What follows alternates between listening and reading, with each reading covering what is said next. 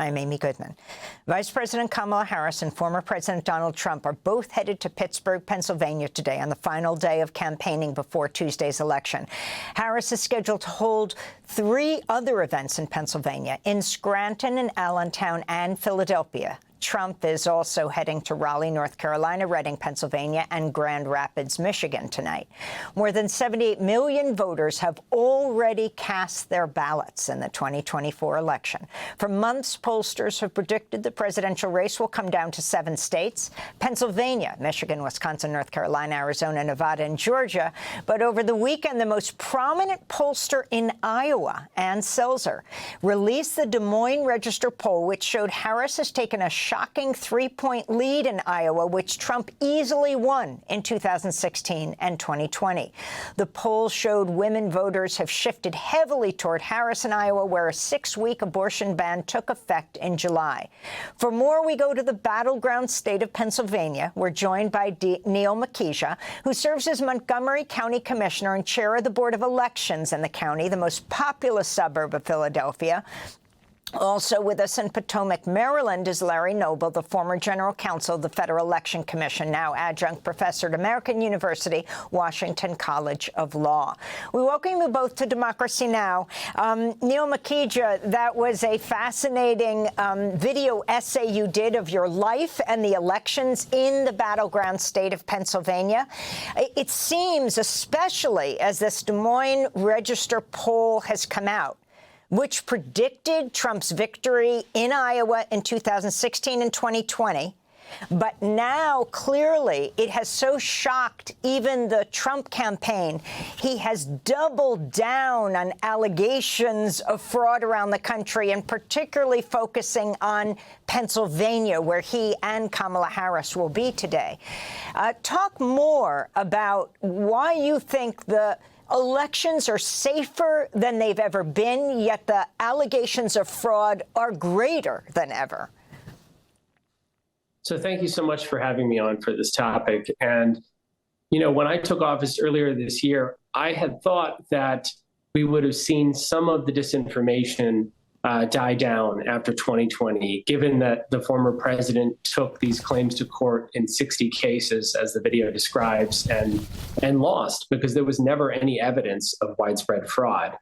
But unfortunately, as we've seen with other misinformation online, the more they repeat it, the more people believe it. And so he's got friends like Elon Musk that are perpetuating the idea that there are millions of votes being cast illegally, whether it's from non-citizens or from individuals they don't even describe, they can't prove, they can't show.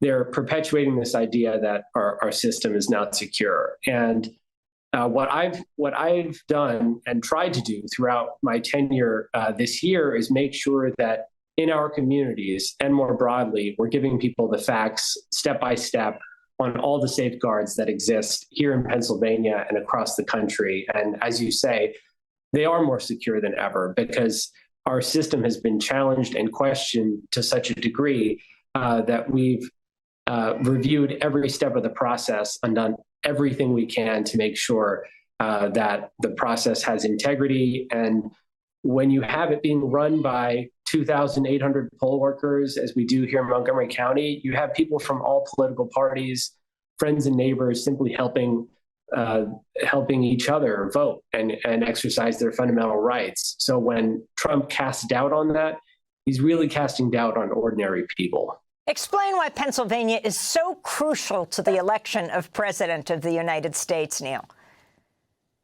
Well, all eyes are on Pennsylvania, and the candidates are here today, the day before the election, because we have 19 electoral votes, and this is a state that, from all indications, is the closest race in the country. It could decide the election. It's a big, diverse state. I grew up in a coal and steel town in a rural part of the state where a lot has changed, and unfortunately has been more receptive to the message of Donald Trump. But there's both Philadelphia and Pittsburgh, as well as, most importantly, the suburbs, including where I am in Montgomery County, that have shifted in the other direction, that are likely places where Kamala Harris is going to make gains and yet the state remains divided quite evenly. I think the Seltzer poll is interesting. I think some of the polling could be off because they could be hurting and afraid to show that someone is breaking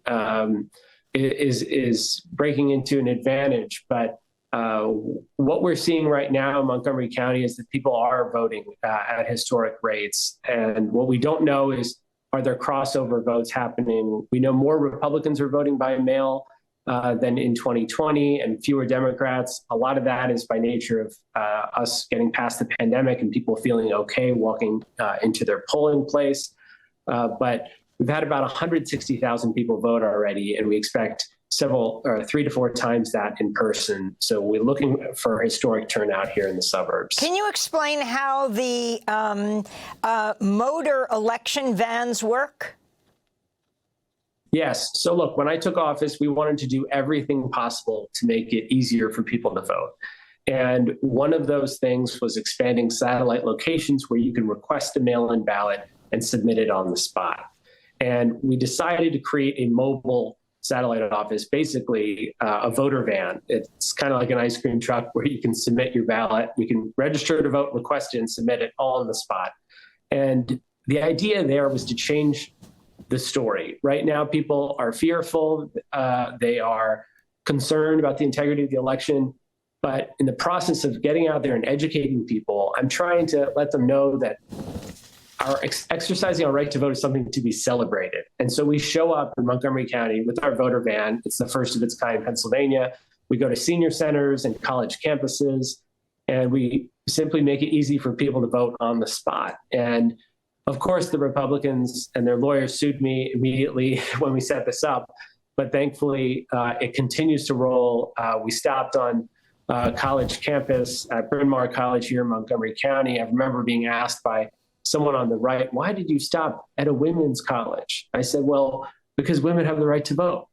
So we have to remind some folks on the right that, in fact, helping people vote is simply helping us live up to the promise of our democratic ideals. You mentioned Elon Musk, who promised to give away $1 million a day to voters who sign up with his America PAC. He's been sued by the Philadelphia District Attorney Larry Krasner for calling it an illegal, he calls it an illegal lottery scheme. Can you talk about the effect of this? So I think one of the ironies about those who are perpetuating the lie that there is widespread fraud are often the people who are committing the fraud. And first and foremost, Donald Trump, in his attempt, as we all know, in Georgia, to find 11,000 some votes and to pressure election officials to do so.